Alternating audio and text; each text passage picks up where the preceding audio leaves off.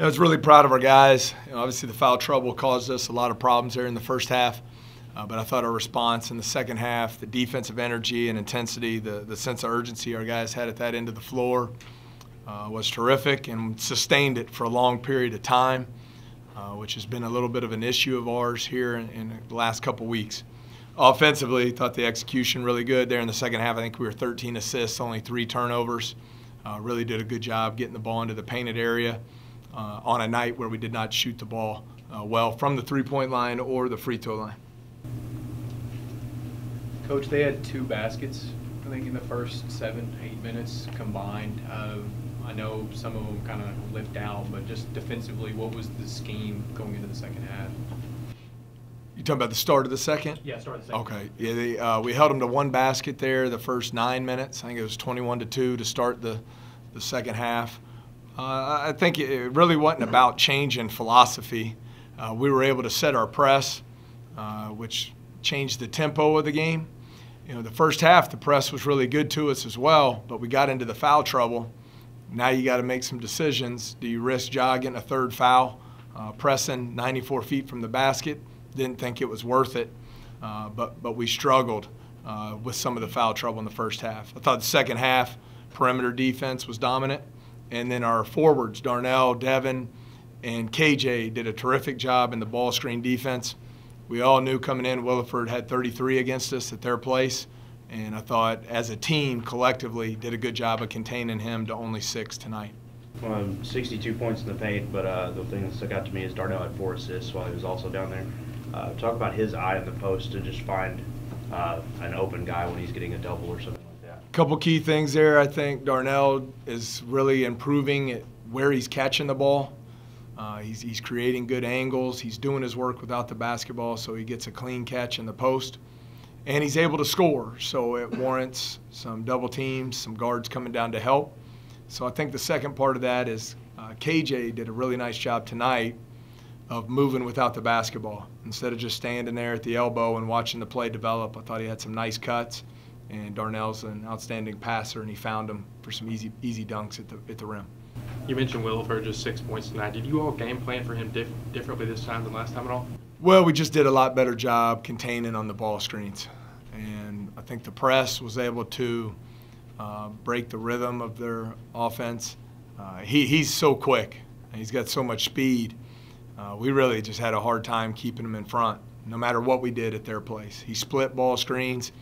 He went 1-on-5 in transition and got past everybody for a layup. And he also hit some really difficult shots at their place. Hit a couple step-back 19-footers, hit a 25-foot 3. Just really had an outstanding performance in the game at their place.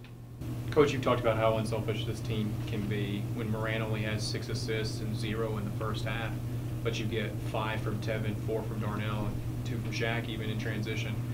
What does that mean when teams try to take him away but others are stepping up to pass the ball? Well, I think it's important. I think everyone knows we're top 10 in the country in assists because Ja averages around 11 a game.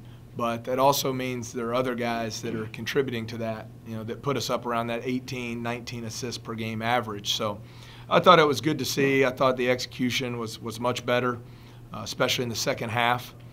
I thought Tevin played a really complete game. I thought he was dominant defensively, 4 steals, had 5 rebounds, 5 assists, 12 points, only 2 turnovers. Thought he really impacted the game in a lot of different ways. Talk about Devin's progression since getting into the lineup. I mean, obviously, it takes a while to get adjusted to playing in game. Just talk about how well he's progressed since getting into the lineup. Well, number one, I'm really proud of him, and 2, I'm thrilled for him because this wasn't a charity deal. Like, hey, man, Devin, go in there, see what you can do. He's worked extremely hard in practice, and he really has been consistent on the practice floor. And he plays with great energy. He's really picked up his sense of urgency at both ends of the floor. His block tonight was incredible. Ran the floor, 4 offensive boards, finishes plays around the goal. Just playing with a lot of excitement and passion. And I'm biased towards those type of players. I love guys who love to compete and fly around and play extremely hard. And he's been doing that and doing it consistently now for about 5 weeks on a daily basis. I know you – go ahead. I know you've tinkered around with your lineup a little bit the past few weeks. How fluid do you feel like it is right now? Is it more kind of matchup based, or have you found those guys yet? Probably a combination of both. It's interesting, and I know we've talked about it this season quite a bit, but we really returned after Anthony's unfortunate injury that ended his season. We really just returned 2 guys who statted last year in Ja and Shaq. Ja's 12 points a game and Shaq's 9. So you're implementing a lot of first-year players into the program, maybe some second-year guys who are, have a year in the system but didn't play a whole lot last year. So it's a process, and I think that's the value of practice. Them being competitive, and you want guys to have the opportunity to earn their role. And I think it's always changing. I don't always get it right. I don't think anybody does when it comes to rotations. But you're just trying to do what's best for the team and hopefully gives your team the best opportunity to win. Do you feel like SIUE was just able to really take advantage of the fact that Morant had foul trouble, or was it just missed defensive assignments that allowed SIUE to go on their big run in the first half? Well, there were a couple things. One, we had to get out of the press. 2, we had to rest Ja some because of the foul trouble. 3, we had Darnell sitting on the bench, too, because of foul trouble, and he's been a great presence for us offensively. And then the credit to SIUE, I thought they played with great energy.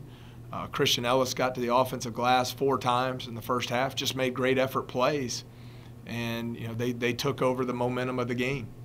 And so I'm proud of our guys for the maturity to come in at the half. And it's a little thing, but down 8, I thought Devin's follow dunk at the buzzer was a big play there to end the first half, cut it to 6. We went in at halftime, discussed some solutions, and came out, played with great energy at both ends of the floor. And I thought we're able to obviously stretch that lead with that 17-0 run to start the half.